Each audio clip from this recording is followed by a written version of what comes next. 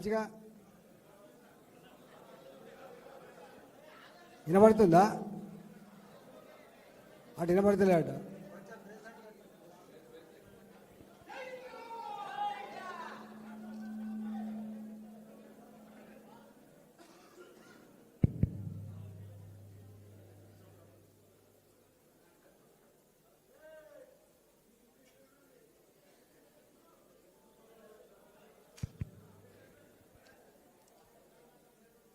నన్ను వినబడుతుందా అని అయితే అడిగిండు, నువ్వు ఎన్ని గెలిచినావు సార్ అని. గట్ట అడగకాయ అని చెప్పిన నేను. గెలిచిన వాళ్ళంతా మా వాళ్ళే అని.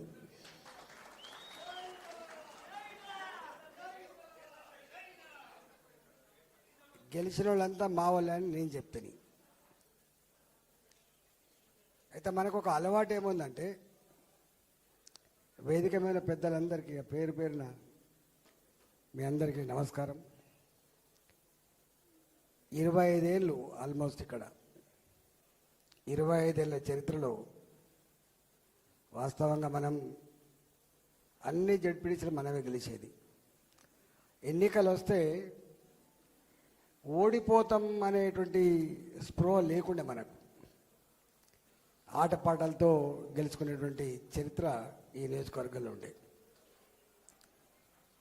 ఉత్తగానే బాయ్ బాయ్ చెప్తే గెలవరు.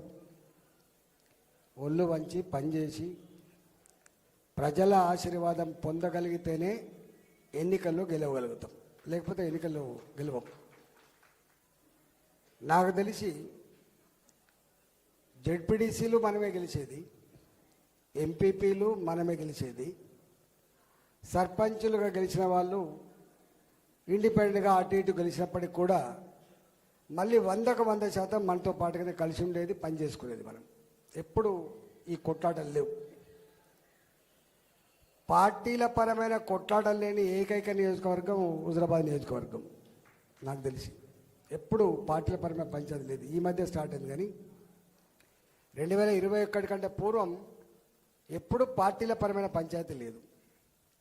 ఎంత కలిసిమెలిసి పనిచేసుకుంది అంటే, నాకు ఇప్పటికి బాగా గుర్తు, ఉపాధి హామీ పని కొత్తగా వచ్చిన నాడు సర్పంచ్ల మీద ఆడిటింగ్ జరుగుతుంది. కోరపల్లి సర్పంచ్, బిజిగిరి షరీఫ్ సర్పంచ్, సిరిసేడి సర్పంచ్ వాళ్ళందరూ వచ్చి, నువ్వు నోరెత్తకపోతే, నువ్వు కాపాడకపోతే మేమంతా ఆగమైపోతామని చెప్పి నాయకు వచ్చింది. నేనన్నా, మరి నువ్వు వేరే పార్టీ తిరుగుతున్నావు కదా అని అన్నాం. మా పార్టీలు వేరే కావచ్చు, మా కండవలు వేరే కావచ్చు, కానీ మా నాయకుడి మాత్రం ఈటల రాజేంద్ర అనే విషయం మీరు మర్చిపోవద్దు. మీరు రావాలి, మీరు మమ్మల్ని కాపాడాలని చెప్పింది. నిజంగానే పోయినాం, కాపాడినాం, అది వేరే విషయం.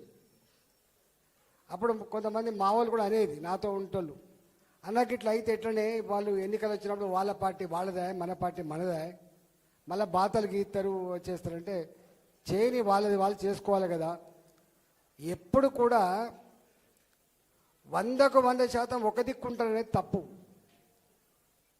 అధికారం పార్టీ, ప్రతిపక్ష పార్టీ, మంచి చెడు కలిసిమెలిసి ఉంటాయి కాబట్టి తప్పకుండా అందరూ మనతో ఉంటారు అనుకోవద్దు. కొంతమంది మనకు వ్యతిరేకంగా కూడా ఉంటారు, మనం భరించుకోవాలి, కలుపుకొని పోవాలని చెప్పి మేము చెప్పేది.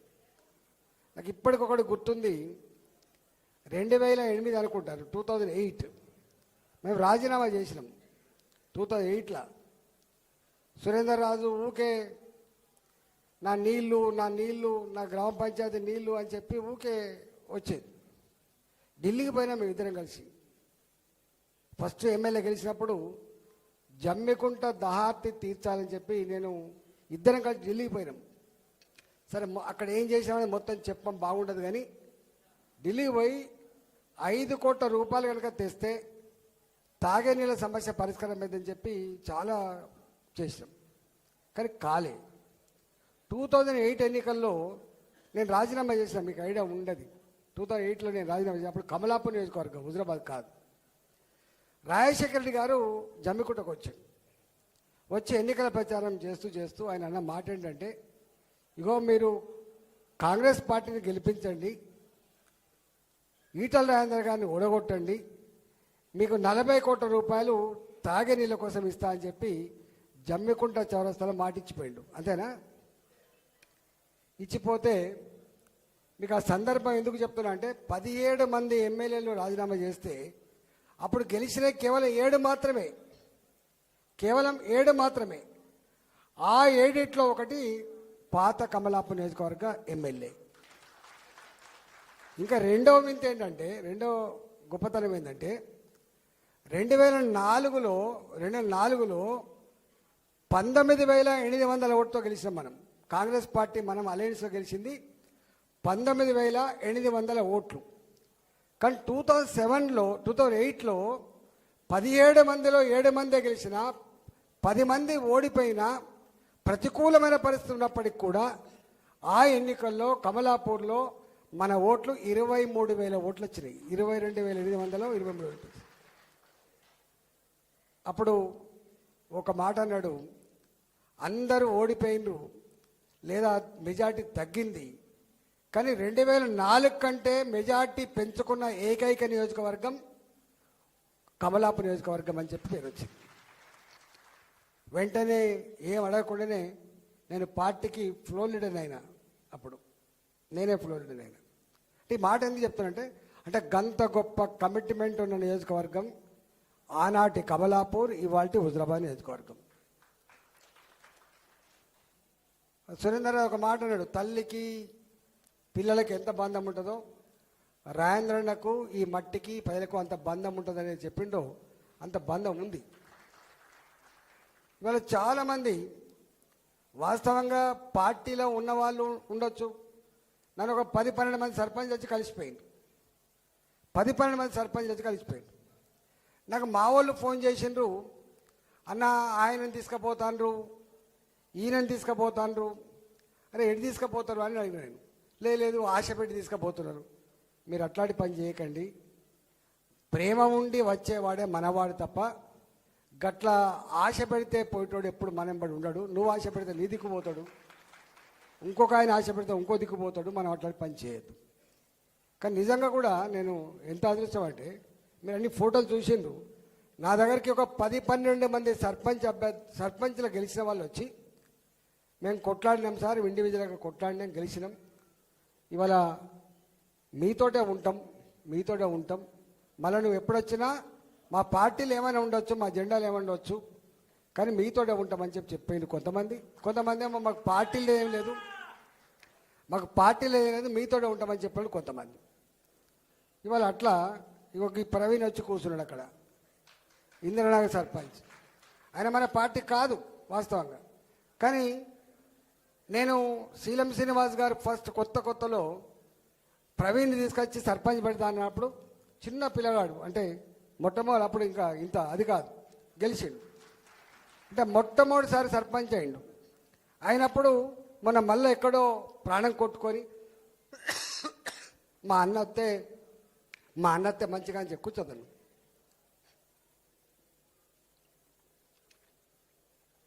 మా అన్నత్తే మంచిగా అని చెప్పి తీసుకుపోయాడు ఆయన. ఇక్కడ 2 ఉన్నాయి.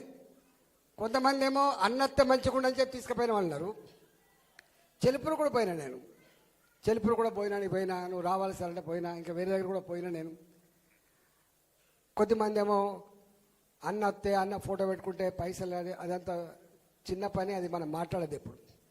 కానీ ఇవాళ ఒకటే మీ అందరికి విజ్ఞప్తి చేస్తున్నాం, ఇక్కడ అనేక మంది సర్పంచులు నాతో 25 సంవత్సరాల కాలం పాటు కలిసి పనిచేసిన వాళ్ళు గెలిచిండ్రు.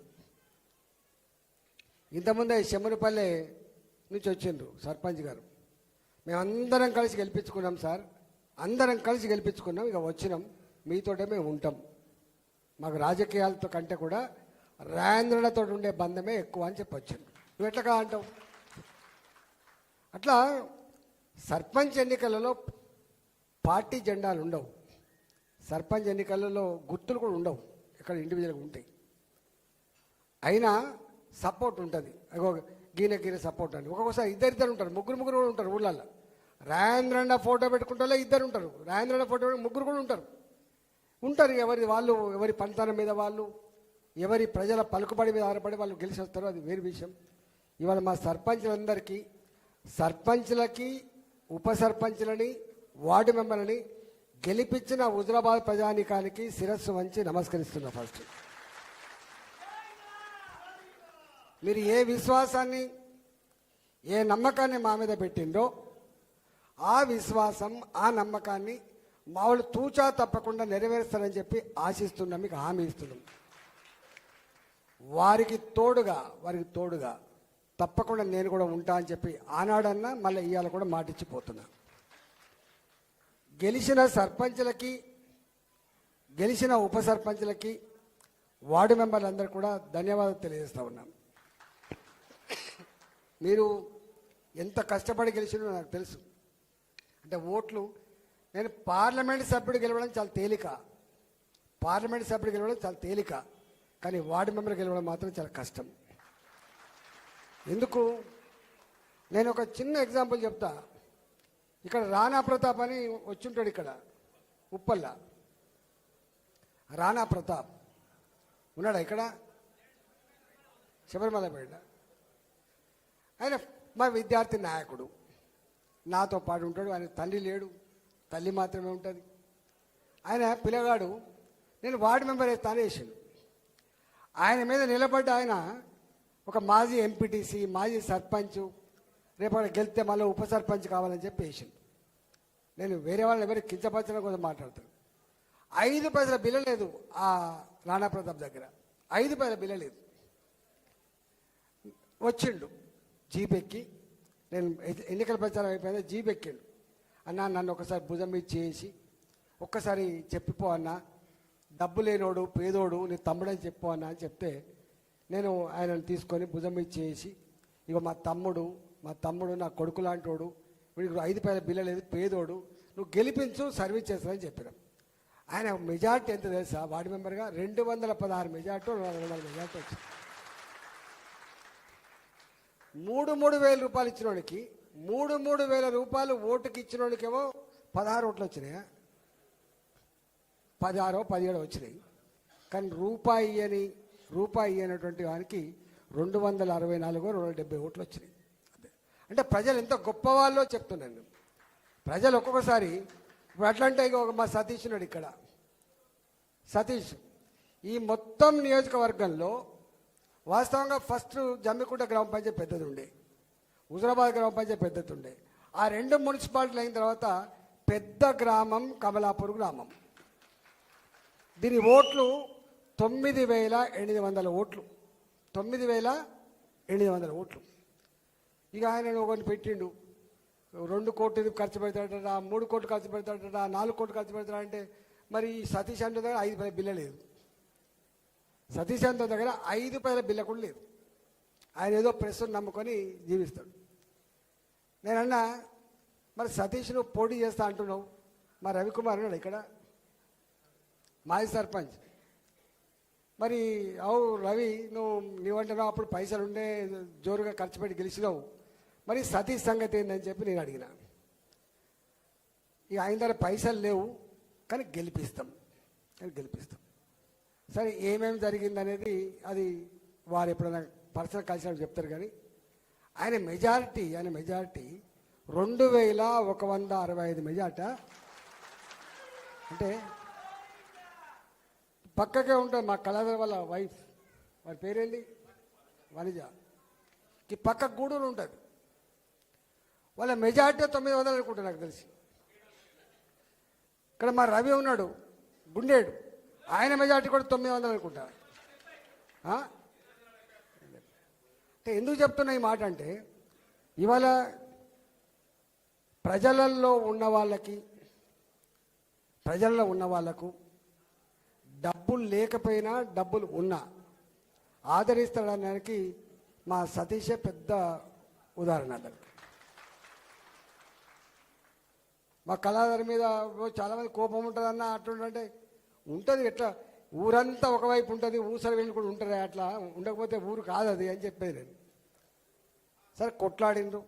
ఇలా ఓడిపోయిన వాళ్ళకు కూడా ఇలా మామూలుగా పాపం మా కమలాపూర్ మండలం కిషన్ రెడ్డి గారు ఉన్నారు కన్నూరులో, కొట్లాడిండు పాపం. పేగులు దిగబదా కొట్లాడు. ఇవాళ భీంపల్లిలో కొట్లాడు. అంతా అన్ని ఊళ్ళలో కొట్లాడింది. కానీ అన్నిట్లో కూడా కొద్దిగా మా సామ్రాజ్యం ఒకటే ఓటుతో ఓడిపోయింది. ఇవాళ మా రాజు శనిరంలో గెలిచిండు. మూడోటితో రెండోతో గెలవచ్చు అంటే ఆ రెండోటితో గెలవడమే గొప్ప చరిత్ర ఆ శనిరం ఊర్లో, అంత పెద్ద చరిత్ర. అట్లా ఇవాళ అనేక దిక్కుల మనం పోయి గెలిచిన ఊర్లు ఉన్నాయి, మనం పోకుండా గెలిచిన ఊర్లు ఉన్నాయి. నేను తిరుగుతున్నప్పుడు కూడా చాలామంది ఊళ్ళల్లో ఎందుకు వచ్చినామన్నా మీరు లేమా, ఎవరు గెలిచినా మీ దగ్గరికి వస్తాం కదా అని చెప్పి ఇక మా సంపదరావుతో ఊక అనేది, మా శ్యామ్తో ఇట్లా ఎందుకు ఎందుకు వస్తాడు మేము లేమా. సురేందర్రాజు కూడా అనేది, అరే మేము నిజంగా అప్పుడు అంతకుముందు సర్పంచ్ ఎన్నికలప్పుడు ఎప్పుడు పోకపోతుంటుంది, ఊళ్ళలోకి పోకపోతుంటుంది. ఒక ఎంపీటీసీ ఎన్నికలకు జడ్పీటీసీ ఎన్నికలు మాత్రమే పోతుంటుంది. కానీ ఈసారి ఎందుకు పోయినామంటే సెంటిమెంట్ ఎక్కడ, 25 ఏళ్ళు నీతో ఉన్నాం, మమ్మల్ని వదిలిపెట్టి అర్ధాంతరంగా పోయినావు. కానీ మా ఎన్నికలు వచ్చినాయి, మా ఎన్నికలు ఈ గ్రామ పంచాయతీ ఎన్నికలు కదా, మా ఎన్నికలకి ఎంపీటీసీ ఎన్నికలు కదా, ఈ ఎంపీపీ ఎన్నికలు కదా అంటే తప్పకుండా మీకోసం వస్తా. మీ రుణం తీర్చుకోవాల్సిన బాధ్యత నా మీద ఉంది కాబట్టి తప్పకుండా వస్తా అని చెప్పి వచ్చినాను. నేను భారతీయ జనతా పార్టీ పార్లమెంట్ సభ్యుని అని వాళ్ళు వీళ్ళు అంటుంటారు. నేను నేషనల్ ఎగ్జిక్యూటివ్ మెంబర్ని. నేను సీనియర్ మోస్ట్ లీడర్ను. జగమెరిన బ్రాహ్మణికి అన్నట్టుగా, అంటే జందమేళ అన్నట్టుగా నాకేముంటే ఈటల అంటే ఇప్పుడు నువ్వు నన్ను గుర్తుపట్టని మనిషి ఉంటాడా, నువ్వు ఎక్కడనవో, నువ్వు ఎక్క మల్లికాయగిరి ఉంది, ఇక మా వాళ్ళు అందరూ వచ్చి కూర్చున్నారు మల్లికాయగిరి, మళ్ళీ పట్టుకపోదానికి వచ్చింది వాళ్ళు. మల్లికాయగిరి ఉంది. వాస్తవంగా మనం 25 ఏళ్ళు ఇక్కడ సర్వీస్ చేసినాం. మల్లికాయగిరి సర్వీస్ చేయలే కదా, చేసినామా మనం? మల్లికాయగిరికి ఏమైనా బోర్ వేసినామా, మల్లికాయగిరికి ఏమన్నా రోడ్ వేసినామా, మనం ఏమైనా చేసినామా? కానీ మల్లికాయగిరిలో ప్రజానీకం ఒకటే నిర్ణయించుకున్నారు, అరే రాజేంద్రనను పోగొట్టుకోవద్దు, రాజేంద్రను నిలబెట్టుకోవాలి, రాజేంద్ర నిలబడితే పేదల గొంతుకై కొట్లాడతాడు, రేపు ప్రభుత్వాన్ని ప్రశ్నిస్తాడు. ఇది వాళ్ళు. అందుకని 75 రోజుల పోగానే బ్రహ్మాండమైనటువంటి 4 లక్షల మేడతో గెలిపించారు. ఇవాళ పొద్దున్నే ఎందుకో మా వాళ్ళందరూ అంటున్నారు, ఎట్లుందా అంటే అన్న నువ్వు మళ్ళీ రేపు ఎన్నికలు వస్తాయి మా దగ్గర, మున్సిపాలిటీ ఎన్నికలలో మీరు ఈ 15-16 నెలలుగా తిరిగిన సర్వీస్, నువ్వు తిరిగిన తిరుగుడు, నువ్వు చేస్తున్న పని, నీ పని విధానం అంతా కూడా మా వాళ్ళు నచ్చింది. 100% ఇక్కడ మాత్రం బ్రహ్మాండంగా గెలుస్తామని చెప్తున్నారు మా వాళ్ళు. ఈ పార్లమెంట్ పరిధిలో హైదరాబాద్లో 3 జోన్లు ఏర్పడితే, ఒకటి హైదరాబాద్ జోను, ఒకటి సైబరాబాద్ జోను, ఇంకోటి మల్కాయి జోన్ ఏర్పడితే, మల్కాయి ఒక దగ్గర మీకు తెలుసో తెలియదో 300 ఉంటే మా దగ్గరనే 107 కార్పొరేషన్లు ఉన్నాయి, కార్పొరేటర్లు ఉన్నారు. 107 కార్పొరేటర్లు, 9 మంది నీకు కంటోన్మెంట్ ఉంటారు, 3 మున్సిపాలిటీ, సగం హైదరాబాద్కి ఇలా గీత గీసినట్టే ఉంటారు. అంటే అర్థం ఏంటంటే వట్టిగా బాయి చెప్తానో ఉపన్యాసాలు ఇస్తానో పని కాదు. నేను ఒక చిన్న సందర్భంగా ఎగ్జాంపుల్ చెప్పిపోతా. ఇక బొడిగ శోభమ్మ ఉన్నది ఇక్కడ, వారి కాన్స్టిట్యున్సీ చొప్పదండి. కరీంనగర్ నుంచి వెళ్ళి మనం వెమ్లవాడకు పోయేటువంటి సిరిసిల్లపై రోడ్డు ఉంటుంది. ఆ మానేరు వాగు మీద, అది దాని వాగేంది, వాగు పేరేంది, వాగు పేరు లేదా, వేములవాడ వాగు ఉంటుంది. శబాష్పల్లి అంటే పని ఎట్లుంటుందని చెప్తున్నా మీకు. ఎట్లా ఉంటుంది నాకు శోభమ్మ చెప్పలేదు, ఎవరు చెప్పలేదు, నాకు ఎవ్వరు ఒక రిప్రజెంటేషన్ ఇవ్వలేదు. కానీ ఇక్కడ మిడిమానేది కడుతున్నారు. వట్టప్పుడే ఆ బ్రిడ్జ్ మునిగిపోతుంది, ఎప్పుడు రాకపోకలు బంద్ అయిపోతాయి, ఎవరు చెప్పలే.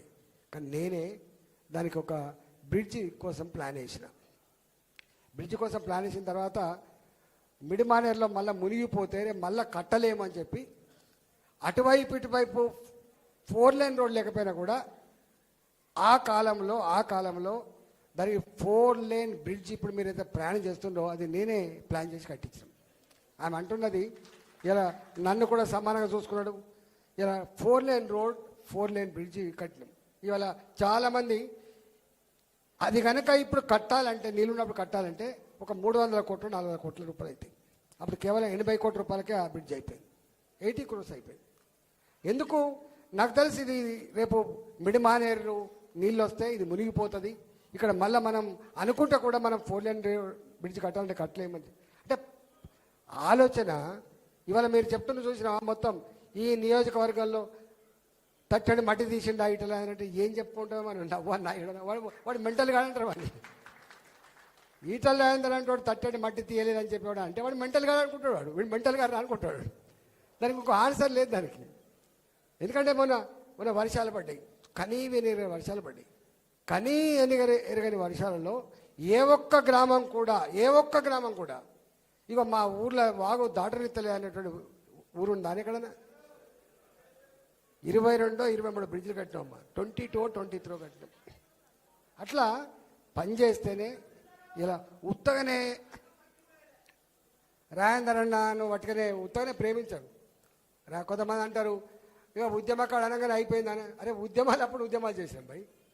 ఉద్యమాలప్పుడు ఉద్యమం చేసినాం. మంత్రులుగా ఉన్నప్పుడు మంత్రుల పని కూడా చేసినాం. ఇవాళ మళ్ళీ ప్రతిపక్షాలు ఉంటే ప్రతిపక్ష పని చేస్తున్నాం. ఎప్పటి పాత్ర అప్పుడు పోషిస్తున్నాం తప్ప ఎక్కడ కూడా మా ఒక రోజు లీవులో పెట్టో లేకపోతే మేము లేమనో. నాకు తెలిసి నా 25 చరిత్రలో జ్వరం వచ్చింది పడుకున్నాడు రెస్ట్లో ఉన్నాడు అనేటువంటి మాట ఎప్పుడు విన్నామా? మేము గట్లా పని చేసినాం. నేను ఒకటే ఇవాళ ఓడిపోయిన సర్పంచ్లకి, ఓడిపోయిన వార్డు మెంబర్లకి, గెలిచిన సర్పంచ్ విజ్ఞప్తి చేస్తున్నా.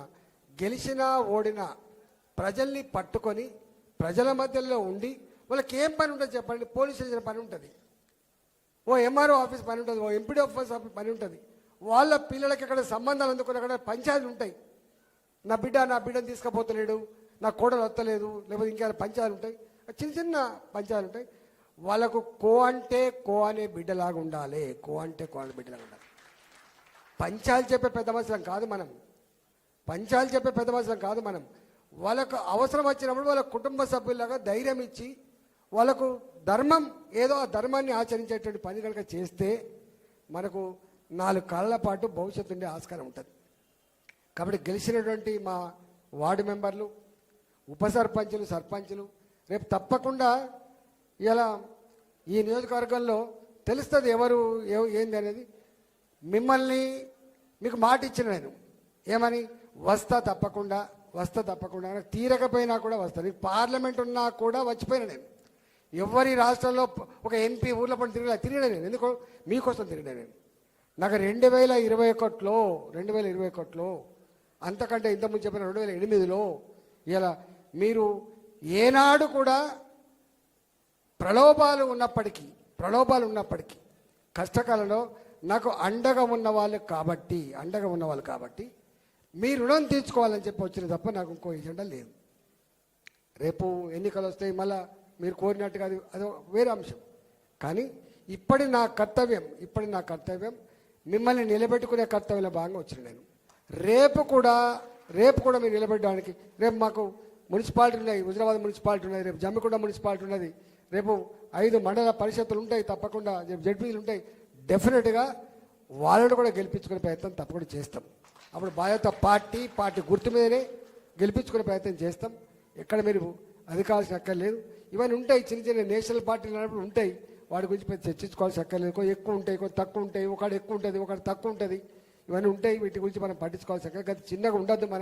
మనం బాజాప్తా రేపు ఈ నియోజకవర్గం రేపు తెలుస్తుంది. రేపు ముందు కొంతమంది పైసలు ఇచ్చి కండవ కప్పి ఇగో నేను 40 గెలిచినా 30 వాళ్ళ గురించి పట్టించుకోకండి.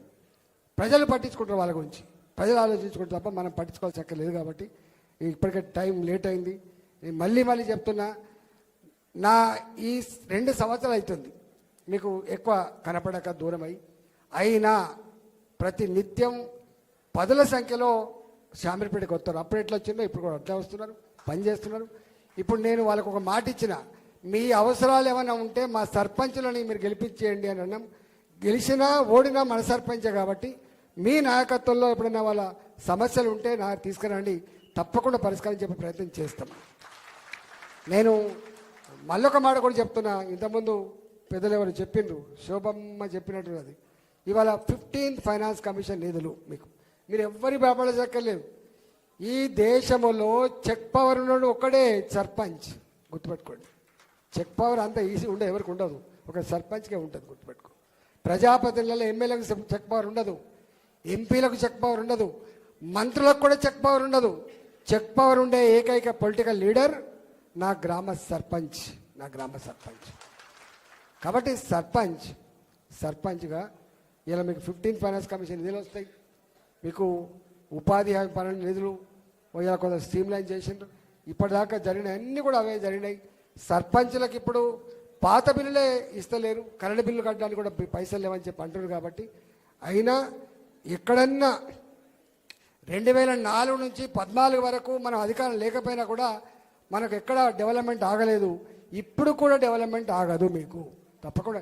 నేను పోతా కాదంటారా, బాధ్యత నాది. మంత్రులు కలుస్తా, నాకు ఇల్లు కావాలని చెప్పి మంత్రులు కలుస్తా, నాకు రోడ్డు కావాలని చెప్పి మంత్రులు కలుస్తా, నాకు ఈ పని కావాలని చెప్పి ముఖ్యమంత్రి కలుస్తా.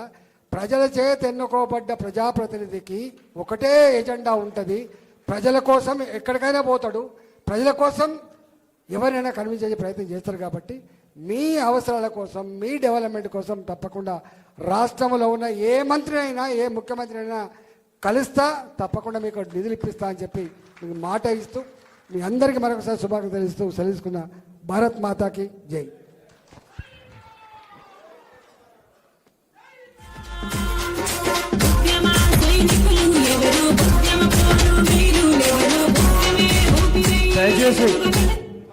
దయచేసి అందరూ కూర్చోండి.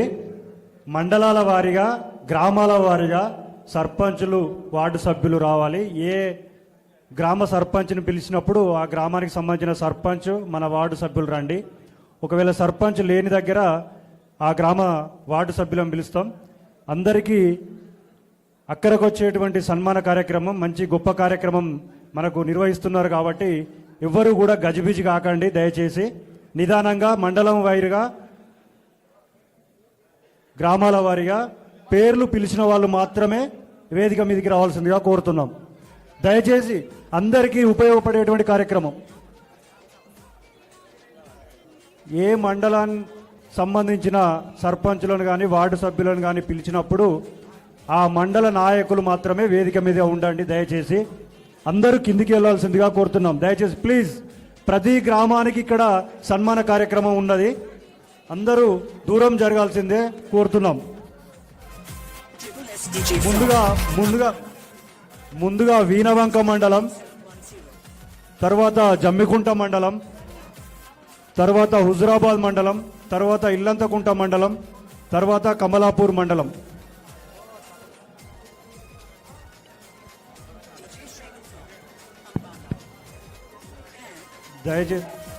దయచేసి పిలిచిన వాళ్ళు మాత్రం రావాలి. అందరూ అంతా డిస్టర్బ్ అవుతాయి, స్టేజ్ అంతా డిస్టర్బ్ అవుతాయి. కాబట్టి పిలిచిన వాళ్ళు మాత్రం రండి. కమలాపూర్ ఇప్పుడే కాదు, లాస్ట్కు ఉంది కమలాపూర్. దయచేసి అర్థం చేసుకోండి. ముందుగా వీణవంక మండలం, కోటిగూటి ప్రవీణ్ ఇందిరానగర్ సాలపల్లి సర్పంచ్ గారిని వేంద్రన్న సన్మానించడం జరిగింది. వారికి స్వాగతం, సుస్వాగతం, కంగ్రాచులేషన్ తమ్ముడు.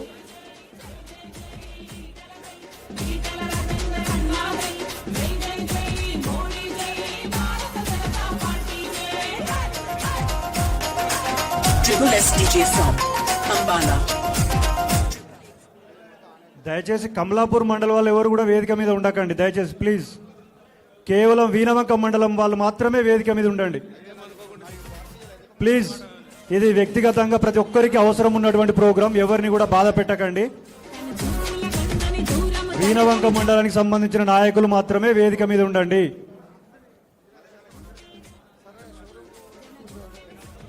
కేవలం వీణవంక మండలానికి సంబంధించిన నాయకులు.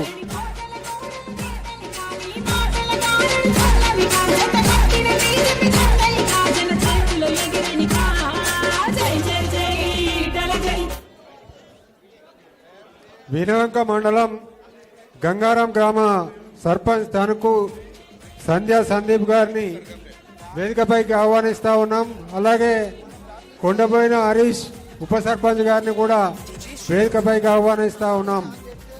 జింకా దేవేందర్, కనకం అనిల్, పింగిల్ నరేందర్ రెడ్డి, పి వసంత, పి రమాదేవి వార్డు సభ్యులందరినీ కూడా వేదికపైకి ఆహ్వానిస్తా ఉన్నాం.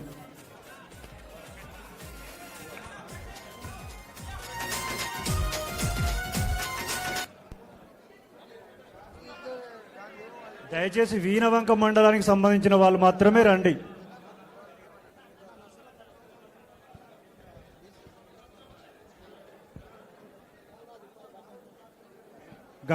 గంగారం విలేజ్ సన్మాన కార్యక్రమం జరుగుతుంది. వాళ్ళ తర్వాత నరసింహులపల్లె.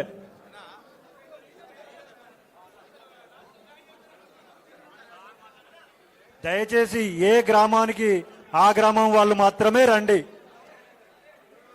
కేవలం గంగారం గ్రామానికి సంబంధించిన వాళ్ళు మాత్రమే ఉండండి. గంగారం ప్రతి ఒక్కరికి ఇది వ్యక్తిగతంగా గుర్తుండిపోయేటువంటి కార్యక్రమం కాబట్టి ఎవరిని ఇబ్బంది పెట్టకండి. దయచేసి గంగారం గ్రామానికి సంబంధించిన ప్రజాప్రతినిధులు మాత్రమే ఉండండి.